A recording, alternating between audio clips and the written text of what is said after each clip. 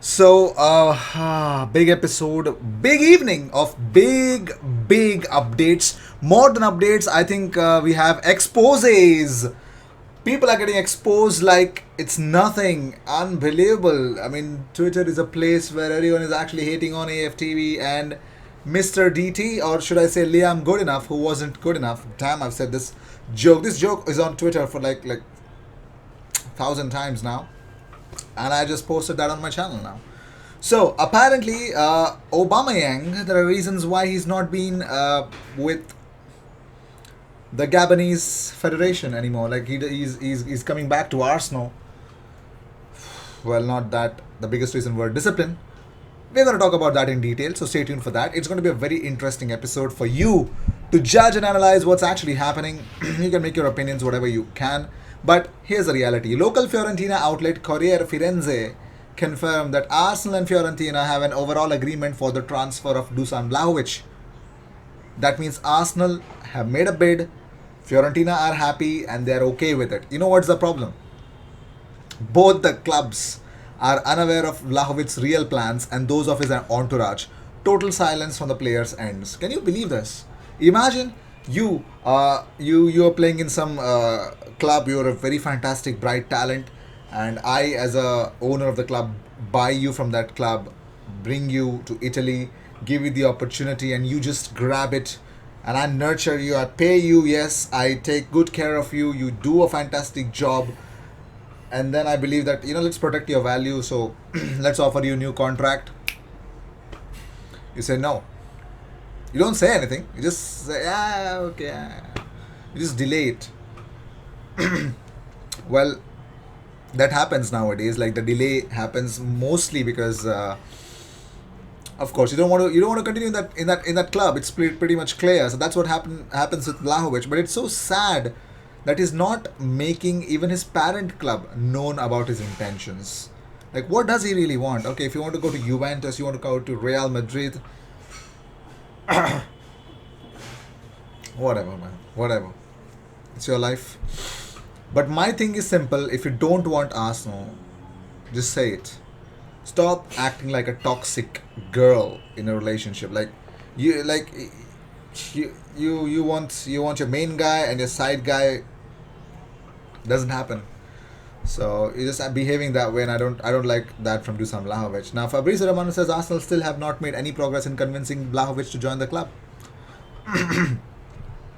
He's not wrong. He's not wrong at all. Unbelievable news. Let's move on with another update from Deyan Iliev. I feel bad for this guy. Deyan Iliev has left Arsenal by mutual consent. Mutual consent. What the hell? Yeah. So he's terminated his contract with mutual consent, and he will be. He has also terminated his contract with Slovakian Super League SKF Sered. So 26-year-old has left Arsenal. All the best for your future endeavors, Deyan. And now let's talk about Romeo Agresti says Juve have closed the door on Arsenal for Arthur because they don't have any replacement. For now, again, contradictory reports regarding Arthur. Romeo Agresti says Arsenal cannot have Arthur unless Juventus have a replacement named for him. But Sport Witness say Arsenal and Juventus said to have a new contact in the next 48 hours. And the reports says that it will be decisive to decide on Arthur's loan move to the Emirates. Arthur pushes to join Arteta at the Emirates because he is convinced that under the Spaniard, he can relaunch his career. The negotiation is for a dry loan deal with the Premier League side taking care of his full wages. That is definitely there. Apparently, let's talk about the mother of all threads from Twitter. Now, Freddy Kula is a consultant in TV5, Monde, Canal Plus, etc., etc. He says that the real reason for Aubameyang and Lemina's dismissal. I learned from an internal source that the dismissal of Aubameyang and Lemina in their respective clubs would be more for a reason of discipline than for medical reasons, which are real. For explanation, let's go to Muhammad Abd Elazim. He's also a football journalist. He says,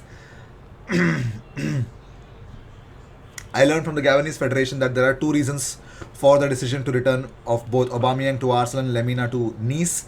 The first reason related to the complication of the virus and the desire of their clubs to reassure them. And the second reason relates to a quarrel with hotel security in Cameroon due to taking girls. IG, they're footballers. They can take girls. Of course they can. But come on, you're with the national team. Some discipline you need. Bloody captain for some reason, right? Aubameyang Mario Lemina, assistant coach in the national team, left the residence hotel yesterday during the team's training without permission. The trio are not participating in the training due to complications of corona.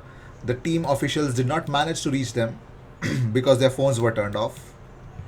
But in the early hours of the day, they returned to the hotel and were drunk. Okay. Further, there were girls with them. The hotel security refused the girls' entry because they were not authorized to enter. The trio quarreled with the hotel security, who informed the officials of the national team mission and submitted a report to the CAF because of what happened. Immediately, the Gabonese Federation, in coordination with the national team coach Patrice Neveu, quickly agreed to the request of Arsenal and Nice to leave the duo after they were scheduled to travel on Wednesday. But Patrice Neveu demanded their travel today and permanently exclude them from the tournament. In